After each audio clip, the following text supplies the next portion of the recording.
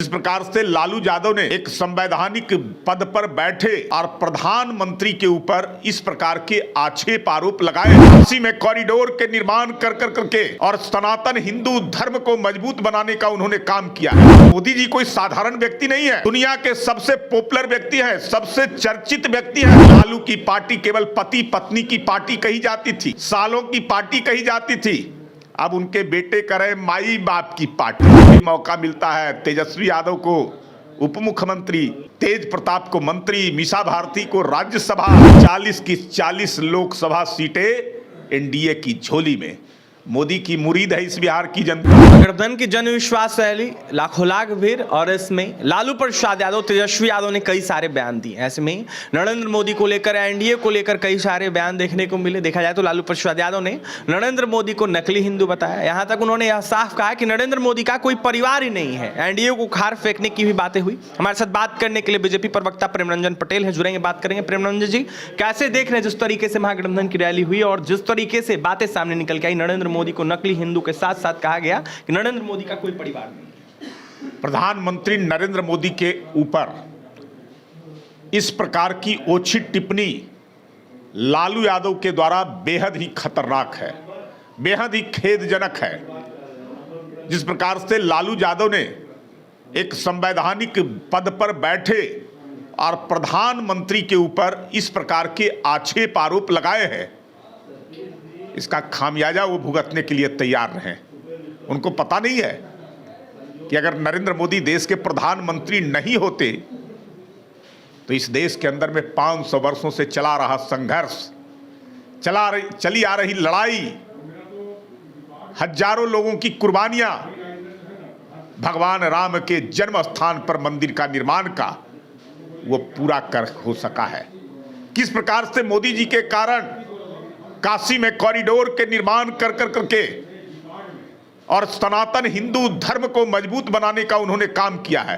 किस प्रकार से उज्जैन में महाकाल कॉरिडोर, और इतना ही नहीं, जिस प्रकार से कश्मीर में धारा 370 के माध्यम से देश से अलग कश्मीर को रखा गया था, हिंदुओं का पलायन कराया गया था, और उसका 370-35A को समाप्त कर करके भारत का अभिन्न अंग बनाना, यह अगर संभव हो सका है तब मोदी के कारण।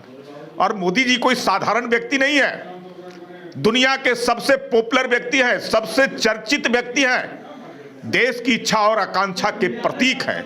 मोदी का कोई परिवार नहीं है, मोदी का परिवार पूरा हिंदुस्तान है, चाहे वह किसी जाति का हो, किसी धर्म का हो, किसी वर्ग का हो, किसी ऊंच नीच, सारे लोग, अमीर गरीब, अगड़ा पिछड़ा, युवा महिला, किसान मजदूर, ये सब उनके परिवार है। लेकिन लालू यादव केवल जो है से अपनी चिंता, अपने परिवार की चिंता। जरा याद कीजिए कि लालू की पार्टी केवल पति पत्नी की पार्टी कही जाती थी, सालों की पार्टी कही जाती थी। अब उनके बेटे करे माई बाप की पार्टी, यानी कि लालू यादव को जब भी मौका मिलता है तो केवल जो है से अपने बेटे बेटियों की चिंता करते हैं। कभी आज तक ने उन्होंने बिहार की चिंता नहीं किया, बिहार के लोगों की चिंता उन्होंने नहीं किया। 90 से 2005 याद कीजिए, क्या स्थिति था इस बिहार का। उनको चिंता थी बिहार की क्या? अपने मगन थे राज्य को लूटने में, गरीब, दबे कुचले, शोषित के साथ अन्याय हो रहा था, और लालू यादव मस्त थे अपने परिवार को राजनीति में स्थापित करने के लिए। जब भी मौका मिलता है तेजस्वी यादव को उप मुख्यमंत्री, तेज प्रताप को मंत्री, मीसा भारती को राज्यसभा, यही तो उनका है पूरा परिवार, इसके अलावा जो है से नहीं है। और वो प्रधानमंत्री के ऊपर इस प्रकार की टिप्पणी, इनको अंदाजा नहीं है, इस बार उनको पता चल जाएगा और लोकसभा के चुनाव में इसी बिहार की जनता उनको जमीन में गाड़ देगी। ये लोग कह रहे हैं कि डर गए हैं एनडीए वाले, ऐसे में 24 के चुनाव में कह रहे हैं 40 के 40 जीतेंगे, एनडीए को भगाने का काम करेंगे बिहार से और देश से। डर तो गए हैं लालू, उनको पता नहीं है कि पिछली बार लालू यादव की पार्टी 0 पर आउट हो गई थी, एकमात्र जैसे तैसे कांग्रेस 1 सीट जीती थी। उनकी उपलब्धि क्या थी? पूरा महागठबंधन को 2.5%। इस बार वो भी गलती जनता नहीं करने वाली है। 40 की 40 लोकसभा सीटें एनडीए की झोली में। मोदी की मुरीद है इस बिहार की जनता। बिहार में अगर कोई विकास का काम हो रहा है, अगर प्रगति हो रहा है, बिहार आगे बढ़ रहा है, अपने विकास की मुकाम को अगर छू रहा है, तो मोदी के कारण संभव हो सका है। लालू ने तो समाप्त कर दिया था, इसको गर्त में डाल दिया था। कुछ बचा था क्या बिहार में? पूरा देश और दुनिया में बदनाम था बिहार। उसको आज डबल इंजन की सरकार, मोदी का साथ, नीतीश का हाथ, आज मिल करके इसके विकास की ऊंचाइयों का परचम लहराने का काम कर। अंतिम सवाल रहेगा आपसे।